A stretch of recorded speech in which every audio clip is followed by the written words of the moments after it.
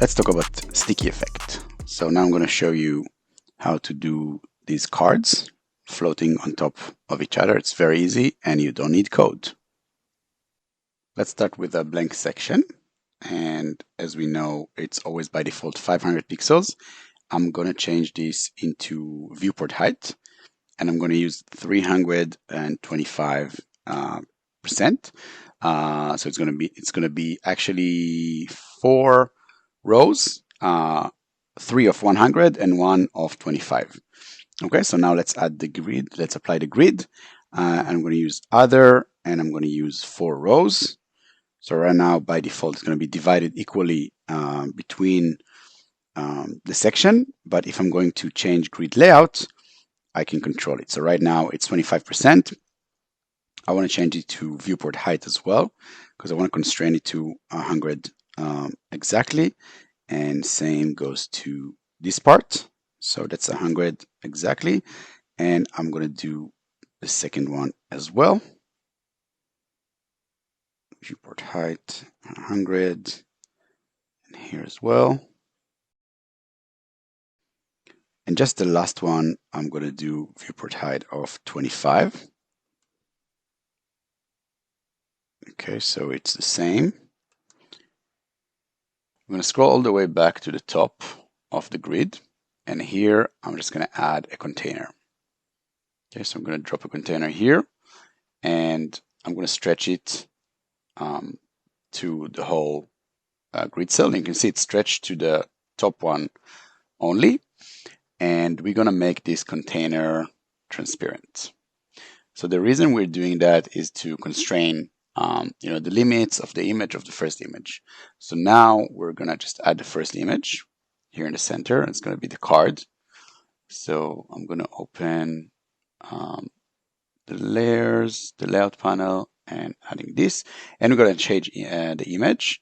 So we're going to take the first image from Emily, the yellow one here. And now you see if it's cropped, that's not a problem, because what we can do is go to the gear icon and reset the image. And now it has the original dimensions. And I'm going to center it again. And we're not going to use docking. So I'm going to leave this one clear. And it's going to be 35% of the container. So that's a start. And for the container, we're going to add the sticky effect here. Let's create the second one. So what I'm going to do, I'm going to use Command D to duplicate the whole container. I'm going to center it to the page, and now let's push it to the second row. And don't forget to stretch it like we did with the first one. So now we just need to change this image, right? So we're going to go to choose the second one, and we're going to tilt it. So still clicking on the image, I'm going to use 15 degrees for that. And since this is already sticky on the position, we can already start to see the effect in action. So while scrolling between the first and the second containers, I have the effect. Let's carry on with the third one. So again, Command D, I'm going to center this to the page, and right now it's covering 2 and 3. I'm going to click only 3, and again stretch the container. And let's replace the image one more time. This time we're going to use the last one with the barcode. And I'm just going to use now on the rotation -15. So it's going to tilt to the other side. Great. So we already done most of the work. We got the pile of cards. Now I just need to add the video animation in the back. I'm going to start again with a container.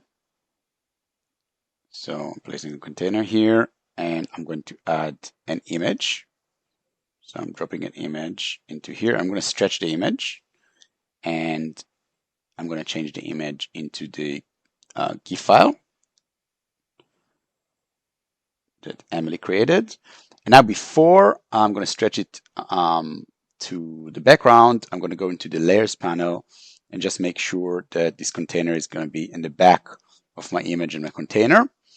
And I'm going to stretch it right now. So sorry, I'm going to go to the container itself and stretch it So now we have these 3 containers. Each one of them has an image. And this one has another container in the back to separate. And this container does not have the sticky scrolling effect, right?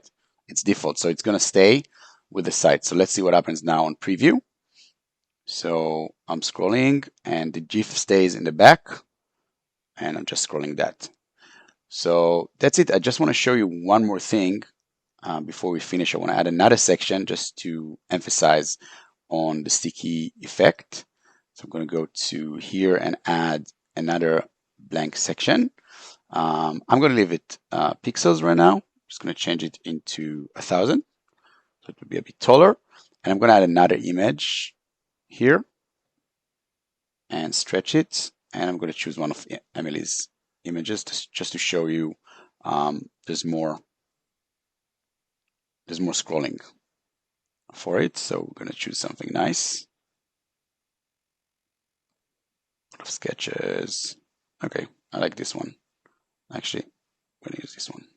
Really cool. A lot of tons, really cool images. Okay, so now when I'm pressing preview, I just want to show you that when the section ends, after the sticky effect, when the section ends, you're just going to put everything on top and you are going to the next section.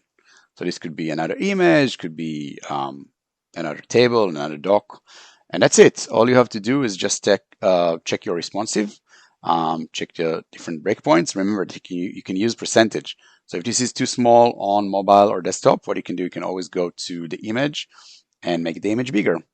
Use like 60%.